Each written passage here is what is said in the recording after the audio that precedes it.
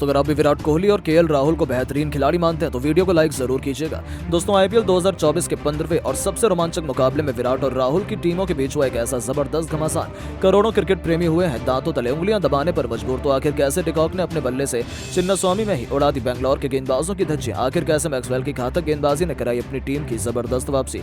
लखनऊ ने किस बल्लेबाज ने की किंग कोहली के बीच छुड़ाए हैं पसीने, किसने बना डाले कितने रनों का पहाड़ जैसा लक्ष्य मिला अब बेंगलोर को अपने ही घर पर, किस खिलाड़ी ने रचा इतिहास, कौन सी टीम है जीत के सबसे करीब। इस रोमांचक मैच की अब तक की पूरी हाईलाइट तो हम आपको दिखाएंगे, लेकिन उससे पहले आपको क्या लगता है विराट कोहली और राहुल और मैक्सवेल में कौन सबसे खतरनाक बल्लेबाज है, नीचे कमेंट करके जरूर बताएं। दोस्तों आईपीएल 2024 के सबसे रोमांचक और 15वें मुकाबले के लिए विराट कोहली की बेंगलोर के सामने खड़ी थी आईपीएल इतिहास की सबसे बड़ी टीमों में से एक लखनऊ सुपर जायंट्स। बेंगलोर का गढ़ चिन्नास्वामी का स्टेडियम इस रोमांचक मुकाबले का गवाह बनने के लिए बेकरार था। इस महामुकाबले में जब सिक्का उछाला गया तो एक बार फिर से टॉस के बॉस बने बेंगलोर के कप्तान फाफ डु प्लेसिस और उन्होंने टॉस जीतकर मेहमान लखनऊ की मेहमान नवाजी करने के लिए उन्हें पहले बल्लेबाजी का निमंत्रण दिया। लखनऊ की तरफ से अपने बल्ले से तबाही मचाने और अपनी टीम को तूफानी शुरुआत दिलाने के इरादे से क्विंटन डिकॉक के साथ लखनऊ के कप्तान केएल राहुल मैदान में मोर्चा संभालने के लिए आए थे। उनके कंधों पर अपनी टीम को तूफानी शुरुआत दिलाने की अहम जिम्मेदारी थी। दूसरी तरफ बेंगलोर के लिए पहले ओवर में गेंद लेकर आए थे ऋषि टॉपले, जो अपनी टीम को जल्द से जल्द विकेट दिलवाना चाहते थे। लेकिन भले ही लखनऊ ने गेंदबाज बदल लिया हो, समय बदल गया हो, मैच भी बदल गया हो, लेकिन नहीं बदली तो केवल बेंगलोर की किस्मत। एक बार फिर अंजाम तो वही हुआ। क्विंटन डिकॉक ने इस विदेशी गेंदबाज का स्वागत ही मैदान को चीरते हुए एक जबरदस्त चौके से किया। तो 5वीं गेंद पर भी डिकॉक ने एक जबरदस्त चौका लगाकर अपनी टीम को एक धाकड़ शुरुआत दिलाई। जाते जाते डिकॉक ने जख्मों पर नमक छिड़कते हुए ओवर की आखिरी गेंद पर भी एक जबरदस्त चौका लगाया और पहले ओवर में 3 घातक चौके की बदौलत 12 रन बटोर लिए थे।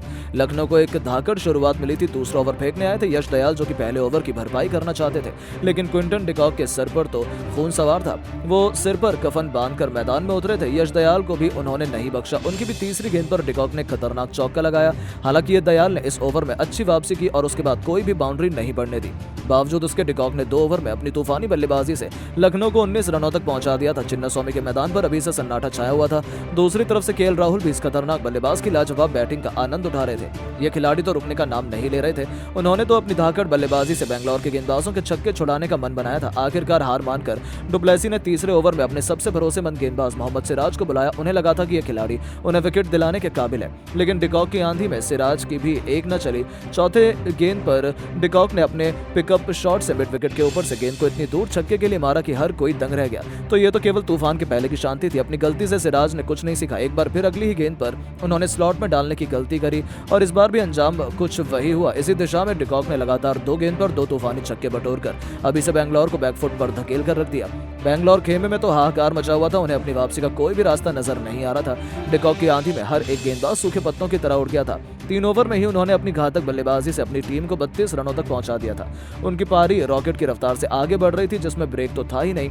अब तक तो केवल डिकॉक का बल्ला आग उगल रहा था, लेकिन उन्हें धाकड़ बल्लेबाजी करता देखकर राहुल भी ज्यादा देर तक खुद में काबू नहीं रख पाए। 5वें ओवर में एक बार फिर जैसे यश दयाल गेंदबाजी करने आए, इस बार के एक राहुल ने उन्हें आईना दिखाते हुए गेंदबाज के सिर के ऊपर से विकेट के बिल्कुल सामने ऐसा जबरदस्त छक्का लगाया जिसने तो गेंदबाज के भी पसीने छुड़ा दिए। अब तो दोनों तरफ से गेंदबाजों की बेरहमी से पिटाई हो रही थी। 5 ओवर में लखनऊ ने बिना किसी नुकसान के 46 रन बना लिए थे। बेंगलोर के घर पर ही बेंगलोर के गेंदबाजों को उन्होंने विकेटों के लिए तरसा दिया था। पूरी तरीके से इस मैच में अब तक लखनऊ का ही दबदबा साफ तौर पर देखने को मिल रहा था। ऐसे में 5वें ओवर में अब एक नई रणनीति को अपनाया गया। गेंदबाजी करने के लिए ग्लेन मैक्सवेल आए थे। हालांकि उनका स्वागत ही दूसरी गेंद पर राहुल ने बेहतरीन छक्के से किया था। ऐसा लगा था कि मैक्सवेल की भी शामत आने वाली है, लेकिन दोस्तों केएल राहुल का ओवर कॉन्फिडेंस उन पर भारी पड़ा।